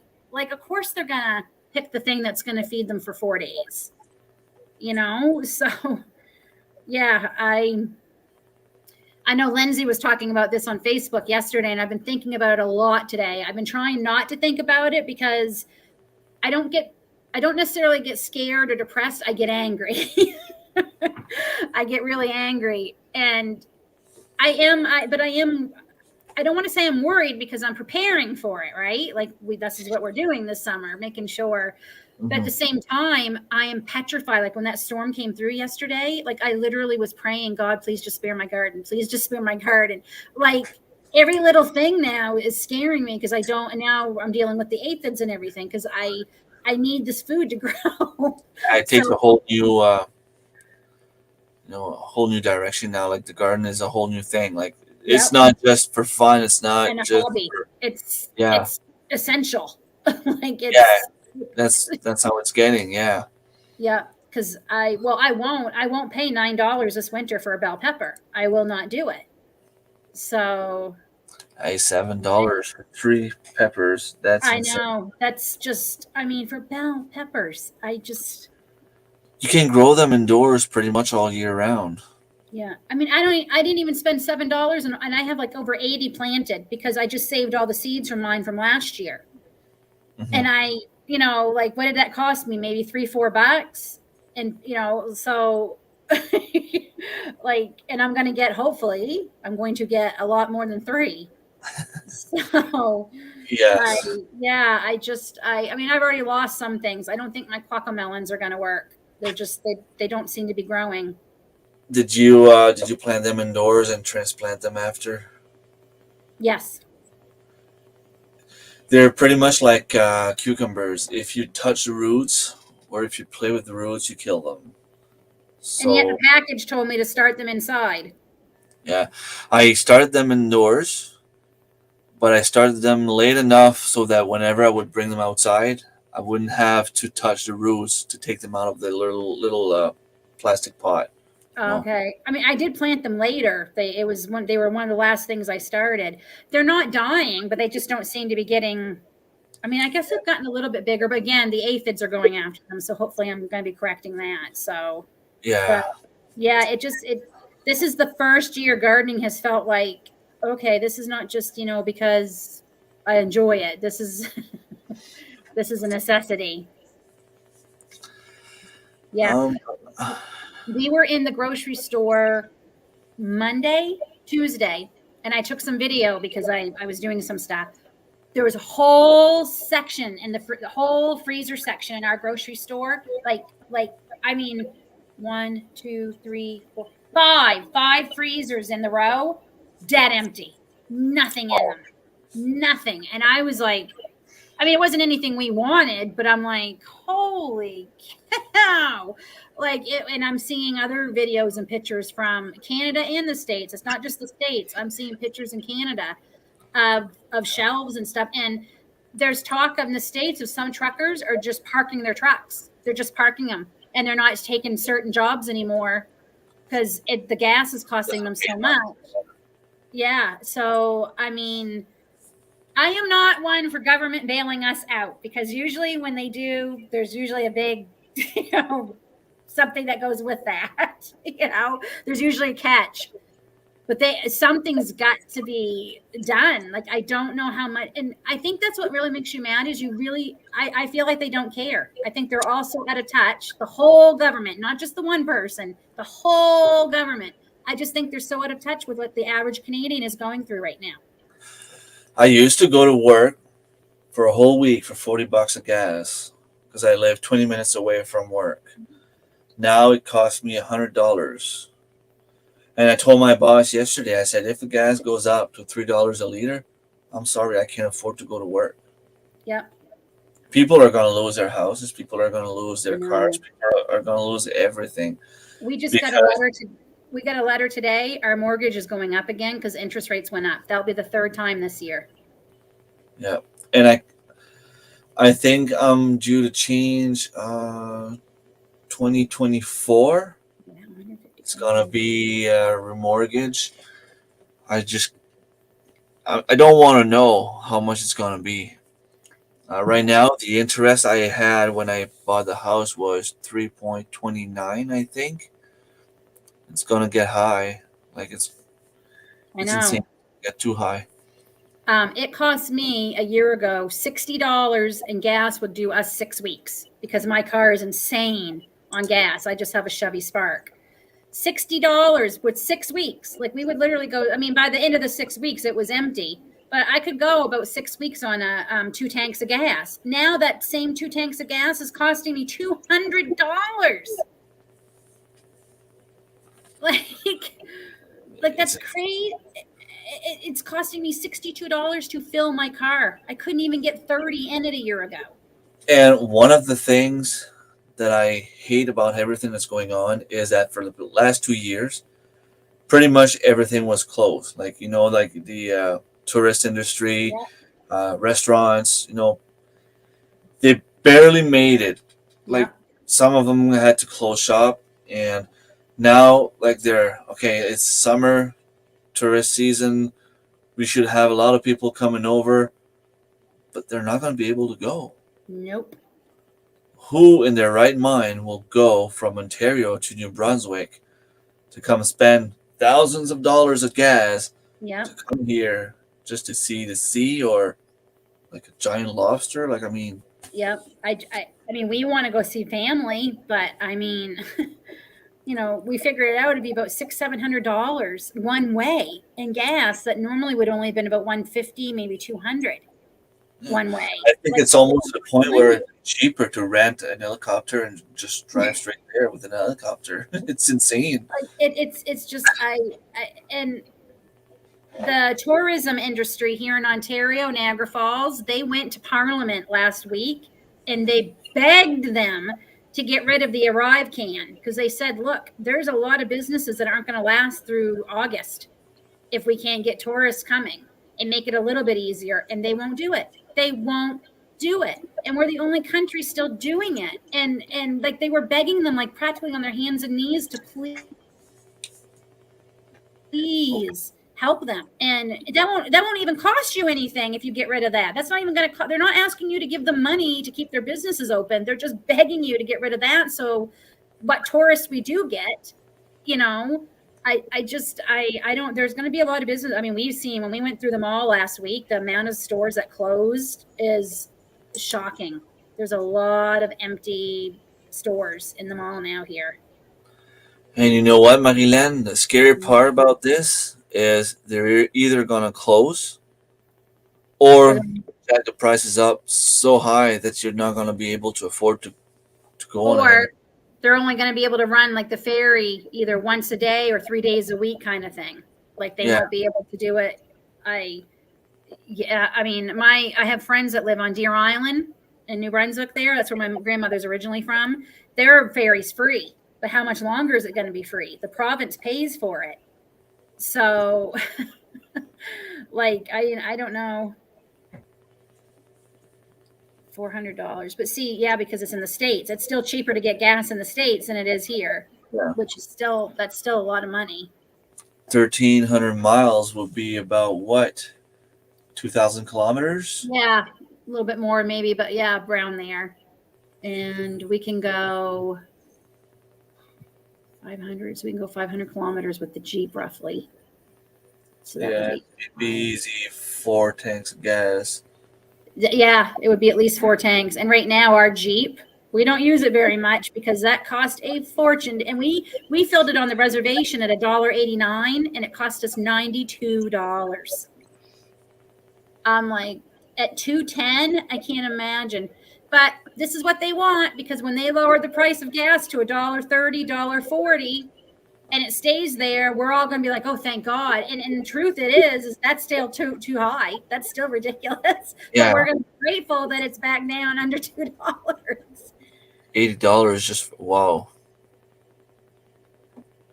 Oh, that's a lot. That's a lot.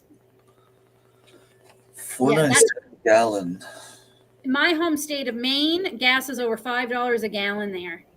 And the reason it's so high there is because they're on the border with Canada, New Brunswick, and it's still cheaper for Canadians to come over and get gas than to get it in New Brunswick. So they do that so they can charge more because it's still cheaper, but the people who live there pay for it.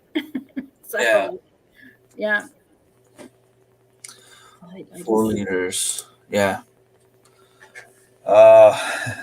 Here, 4 liters is about $8.30, $8.40, like $8.40. Yeah, we're anywhere between 8 and 10 right now in Canada, depending where you are. If you convert it, it's around $8 to $10 a gallon. Because I think it was $2.19 per liter last night when I checked. That's insane.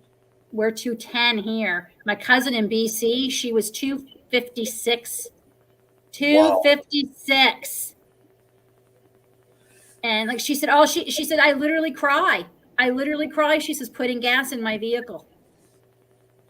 And she's self-employed.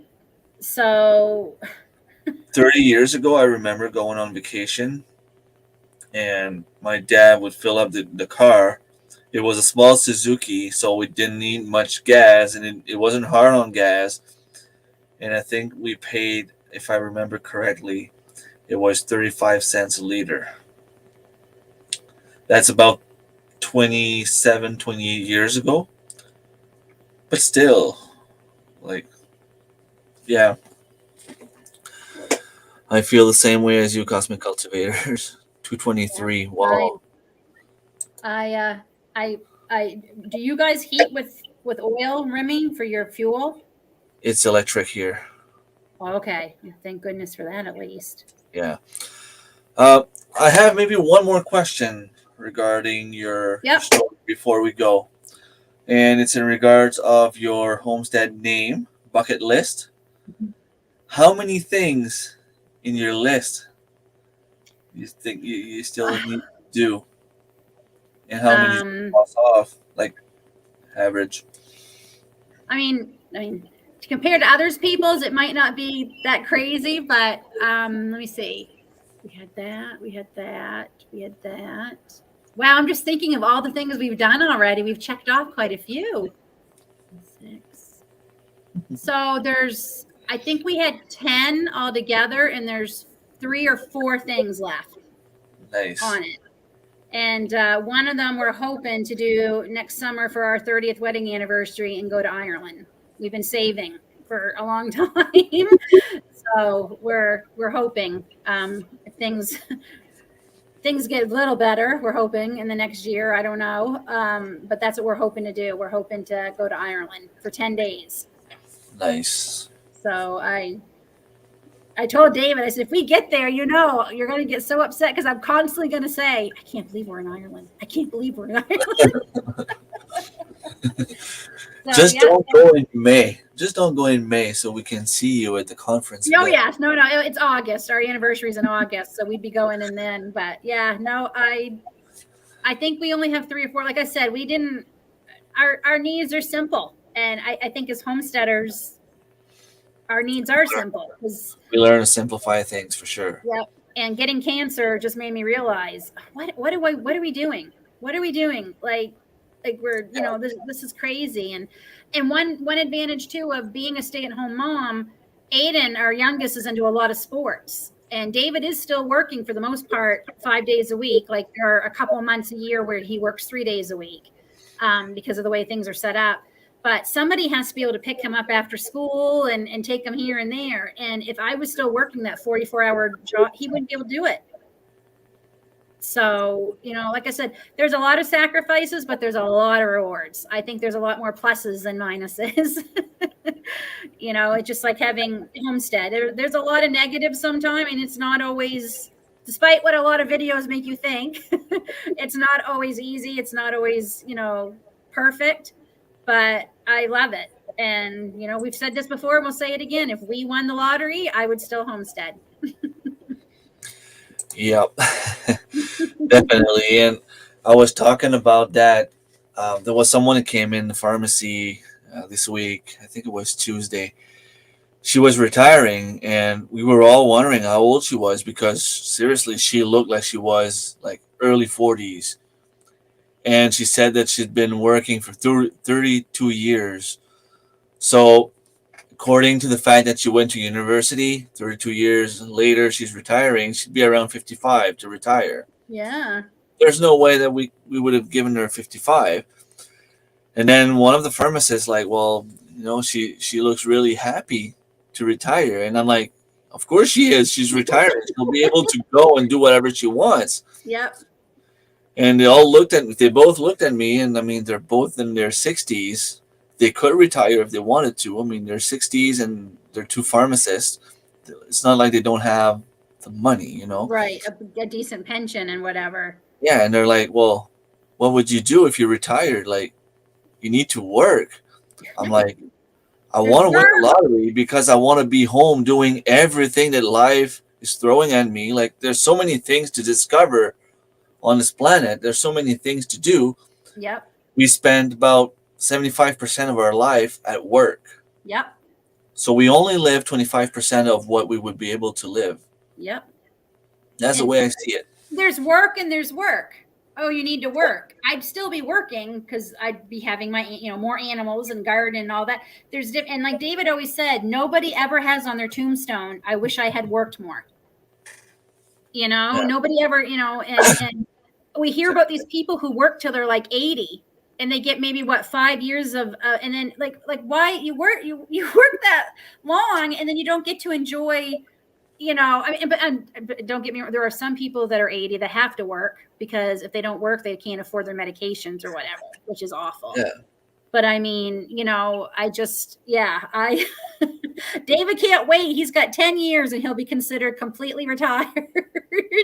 So I was trying, like, it's still too early for me. I'm 39. I'm going to be 39, and it's still way too early for me to even consider retiring at any time soon. But I always had in mind that when my kids are old enough to go on their own, to move on their own, that I'd be able to retire, because at some point, I mean, the kids are going to slowly move out of the house, and when they do, we're not going to have as many like big groceries and as many activities to do with them, and they're getting older. We're not going to go to the park, we're not going to go do this, and they're going to start working and pay their own things. And I keep telling myself, like, right now money is tight, I got 5 kids to feed. Eventually I'll be able to pay a little bit more. I'll be able to clear my debts. I'll be able to put some more money on the mortgage. I'll be able to, stuff like that. My youngest is 8 years old right now. He's turning 9 the next month. And I would be able to retire at 55 if things were going according to plan. So that would give me another 16 years. I would have had 28 years total in as working in pharmacy. I'd like to go to 30, so maybe 57 years old I'd be able to retire. So by then, my youngest would be 26. I'm guessing he'd be out of university, hopefully, and if he goes to university, of course, he could go to college or whatever. Right. But I'm hoping he'd be ready to go, like, on his own and not need me as much. I mean, of course, they're always going to need the parents now because I'm 39. I still need my mom. I still borrow some money sometimes. I still go in the freezer sometimes. That's life now. Yeah, But I mean, Grace is going to be 19 and she still is at home. And like I said, she has the severe social anxiety. So it makes it hard. Like, she doesn't have a job outside the house, but she does so much around in here for us. Like, she does so much around inside, especially where I'm outside so much. She's kind of been holding the fort down on the inside. So I can't complain. But honestly, Remy, too, my children, even my son, who's only 15, he's worried about whether he's going to be able to afford to get a home on his own. Mm-hmm. The way things are, right? Like, we've joked around that we might have to turn our garage up, the attic and the garage, into like an apartment for the 2 kids to live in, because, and it's only half joking. We're only half joking because, like, oh yeah. I mean, I always told the kids, you don't have to ever move out. But I mean, not that I want to keep them here forever, but I'm not going to go to the street. No, that's what we told them too. Yeah, but I always told them, like, I don't want you to hide in your bedroom and stay there until you're 55, because that's not going to work. Nope. I'm not going to go to work until I'm 85 years old so that you can have, like, that life. No. And we've told them too, you can always move back home if something happens, but nobody's coming back with you. if you've got a girlfriend or a boyfriend and they've got to come out too, then they can go to their parents and you can move back here because mommy's not playing that either. I wouldn't mind that part as I long mean, as they pay their if they were part. both working, yeah, I mean, I say that, but I mean, like, and we knew it was only temporary because life happens sometimes, right? I mean, the last 2 years showed us that, that anything could happen. But we've always told them, you always are going to have a place here. We Yeah, don't care exactly. how old, like, we don't care how old you get. We're not gonna. My My oldest just oldest is graduated. graduating from high school. Like she's done. She's done school. That was Grace a year ago. A year ago today, actually, she finished high school, and she's got 1 year of college under her belt now. And she did from home. She did all online, and she hated it. She didn't like the course that she took. So Aiden will be he's finishing up his first grade 9. So they don't Just want to need, say yeah. hi to Gardening Warrior Q and John from Will It Grow. Thank you guys for being here. And that's the one good thing. As they do get older too, they become a little bit more like they can handle doing things a lot more, like making meals and things like that. So I get to start doing. Yeah, they can help a little bit around the house. That's Grace is a huge help. I don't know what I'd do without her. Like, she helps so much. So, that takes a load off. It really does. And yeah. she's fun to be around, so that helps. I have the animals. Like I have more animals because I have more kids. So if I didn't have the kids, I wouldn't have that many animals, and I would probably have that big of a garden. But they're helping now, and I'm glad that they are because it's a busy time of year. Yep. And I wanted to ask you how is everything? The last video you put up, you just got, I think, the turkeys and everything. So how's everything going? oh, everything's going well. The animals are all still alive and well. We were just scared that something would get in the coop, at night. It's basically in the woods. I think I saw one track. Sells usually brings a dog there, like he has a dog and he likes to let the dog loose there, and it's just a good thing. I mean, the dog will go and put the smell around and keep the predators away a little bit.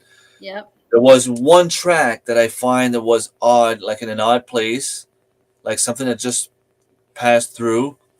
And I asked him, "Did you bring the dog in the last few days?" And he's like, "No." Well, there was a coyote that passed by, but it just passed by, was far from the barn somewhat, and they walk right through our yard, cross the road, and then to go into the real big back field here, we'll see the paw prints. And I've got a raccoon right now. Oh, which reminds me, I got to bring in my bird feeders. They've been going after the bird feeders at night. So I'm like, yeah, I'm going to be bringing them in at night because I don't need raccoons around my property with my chickens. The raccoons will find, they don't need a big hole. Like they'll find a hole that big somewhere. They'll chew it off. They'll go in. Okay. They will get rid of all your chickens. So if there's any way they can get in, make sure that everything is sealed tight. I'll get David to double check. I think we're pretty good, but it doesn't hurt to double check. We're hopefully painting the coop soon too, so that will help us get an idea of anything that's around.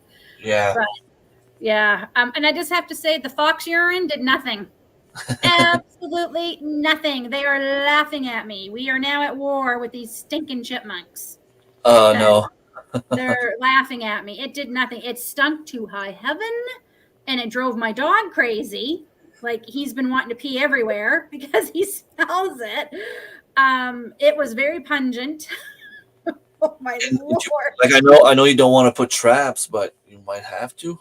I don't want to say it out loud because I know there's going to be people who are going to be upset, but we've done that. I've tried the cayenne pepper. We've tried the fox urine. I mean, I've tried so many things and nothing's working.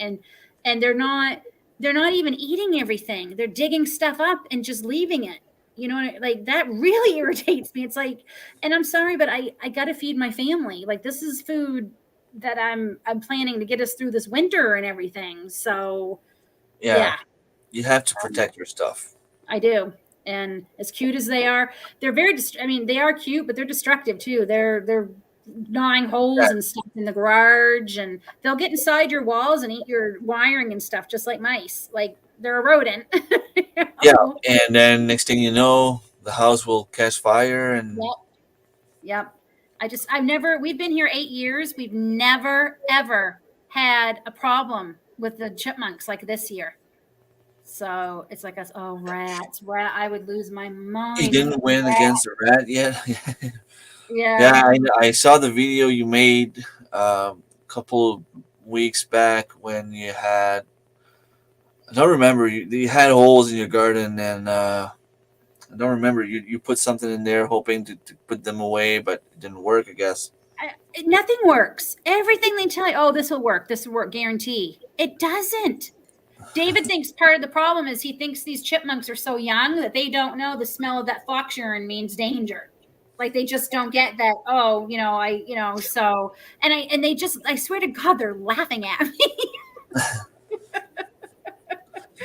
So yeah, they're not singing songs and have funny little shirts on with their letters on them. They are rodents and they are a nuisance. And I normally don't want to do that because I love animals and I get it. We're invading where they live too, but it's getting out of hand. And actually, there's a lot of complaints around our area about the chipmunk population this year. It's just exploded, this. I don't know what's going on. But I haven't seen a rabbit, Remy, in forever. Wow. 24.